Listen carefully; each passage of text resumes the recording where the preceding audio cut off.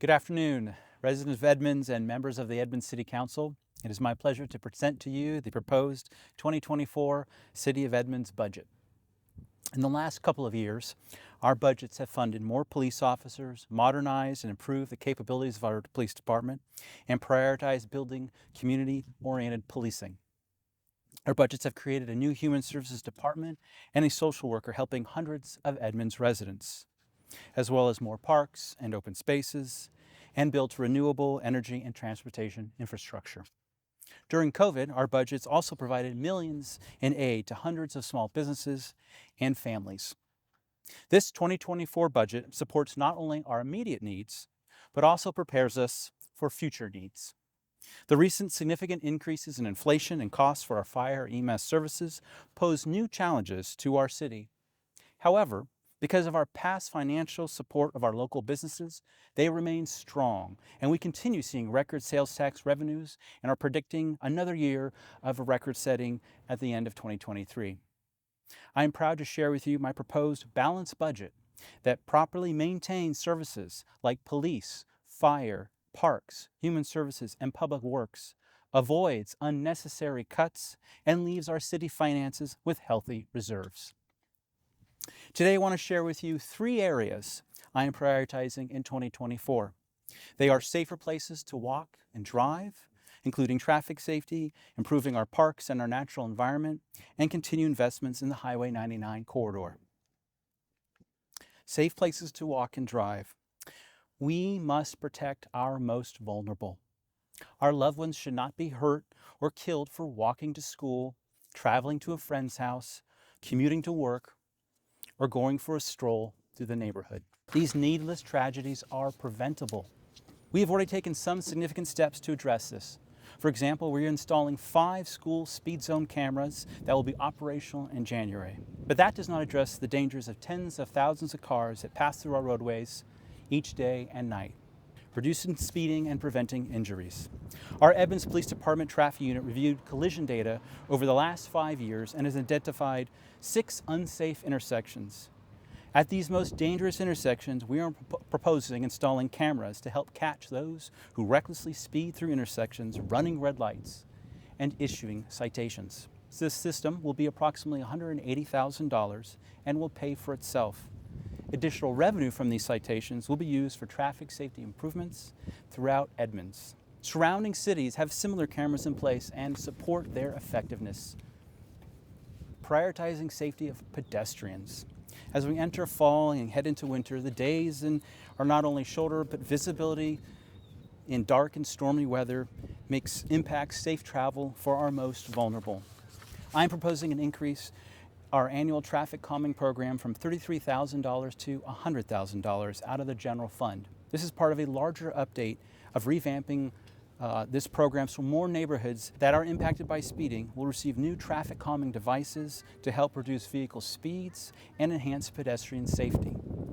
Additionally, I'm proposing $80,000 for continued pedestrian safety improvements throughout the city that include pedestrian activated lights at crosswalks called rapid flashing beacons and flashing LED lights at stop signs. All this will help make drivers more aware of our most vulnerable, especially our children and seniors.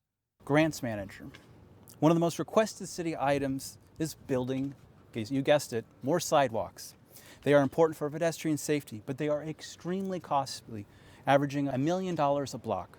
To help fund more sidewalks and other city infrastructure, we are proposing a new grants manager position. There are significant amounts of state and federal grants coming out of the Inflation Reduction and Bipartisan Infrastructure Law, so much so that many cities have specialized staff who navigate these massive federal bureaucracies with countless rules and requirements and qualify grants for these cities. This person's sole job will be to bring money to the city. They will assist multiple city departments, including Parks and Public Works, and this position will cost approximately $183,000. Improving our parks and green spaces. Our parks are being used more than ever before. Kids playing soccer at night here at Civic Field, rain or shine, and good luck finding an available pickleball court. One park that we're currently upgrading plans for next year is proposing for Mathay Ballinger Park. They're currently working on a permanent restroom, shelter with picnic tables, and an ADA accessible path that connects the playground to the interurban trail. The restroom will hopefully be constructed and installed in 2024. This work is funded by the real estate excise tax funds and will cost approximately $271,000. Improving water quality of Edmonds Marsh. At the same time, some of our public lands not only provide recreation and enjoyment, but serve a critical role in protecting our natural environment like our marsh and streams. Our city staff is currently working with the Washington Department of Transportation to arrange the purchase of the remaining section of the Edmonds Marsh. The goal is to restore the marsh so that it is protected and functions as nature intended, serve as a sponge absorbing flood waters and filtering stormwater before it enters the Puget Sound, as well as providing habitat for salmon and other critical wildlife. The city currently owns half of the other section of the marsh, and one significant harmful impacts of the Edmonds Marsh is polluted stormwater coming from State Route 104. We are proposing installing filters along the east and west side, and these filters will help reduce harmful chemicals that are found in tires known to cause mortality among salmon. This project will cost approximately $876,000 and will be primarily funded with state grants. Restoring Perrineville Creek. With the increased impacts of development and extreme weather due to climate change, we are seeing significant increases in flooding, erosion, debris, and significant barriers for salmon to travel through. To help address this, we are proposing starting a new project to specifically restore the first section of the lower portion of Perrineville Creek by restoring the stormwater capacity of the creek and improve the environmental health of it so that fish can be supported in terms of their habitat. This project will include replacing the culvert under a BNSF railroad with a fish-friendly culvert or a bridge that will support increased stormwater. It will also build structures that mimic the natural performance of the channel for fish habitat and stormwater capacity. Design costs will be approximately $730,000 and funded with stormwater funds. Preparing for an extreme climate. Climate Manager. Extreme weather is here. Dangers from wildfires, drought, icy roads, flooding are not some other generation's or someone else's problems. Our 2023 Climate Action Plan lays out the actions we must all take to protect us now and future generations. Our city departments are impacted and have an impact on our climate. More importantly, our residents can have the biggest impact in reducing harmful carbon emissions and preparing for climate change impacts. Having a climate action plan is wonderful, but how we implement it is what matters. We are proposing funding a new climate manager position that will be responsible for completing the actions in our 2023 Climate Action Plan and coordinating the city's climate-related policies and strategies. They would coordinate climate action efforts across multiple departments and work collaboratively with community groups and schools, businesses, and other stakeholders. Progress will be charted online with the dashboard and with annual progress reports. This position will cost approximately $143,000 for salary and benefits. Highway 99 revitalization. This year we completed the conversion of the center two left turn lane to a landscaped median. This has improved safety along the entire corridor, which has approximately 35,000 vehicles that travel through it a day.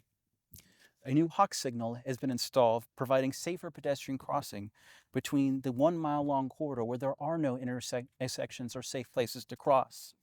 And the new Edmonds signs on either end establish our Edmonds corridor's distinct identity, and together all of these recent improvements are improving the beautification and making the area more welcoming for all. Our next phase of revitalization is called Stage 3 and Stage 4. They will impact different sections of Highway 99, and specifically between 244th and 238th Street Southwest on Highway 99, as well as 224th and 220th Street of Highway 99. Both of these stages will involve corridor improvements, including wider sidewalks, planters that separate the sidewalks from traffic lanes, enhanced street lighting, and utility improvements. The design and right-of-ways of each one of these projects will be $1.3 million and is funded by state and federal grants. Beyond the 2024 budget, fire and EMS services. Nothing is more important than protecting your health and safety. The city has had a contract for many years with South County Fire for paramedic, EMS, and fire services. Unfortunately, the cost of these fire services is increasing at an unsustainable rate. In the last 2 years alone, it has increased approximately $4 million. We brought this to the attention of the City Council, but a majority of them have refused to take action so far.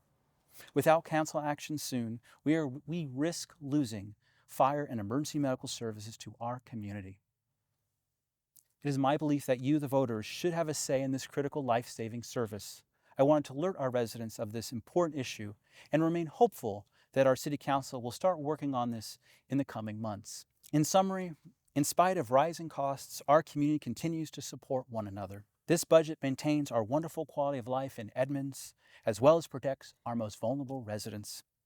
It improves pedestrian traffic safety for those who live and visit our city, supports our wonderful parks, and protects our natural environment.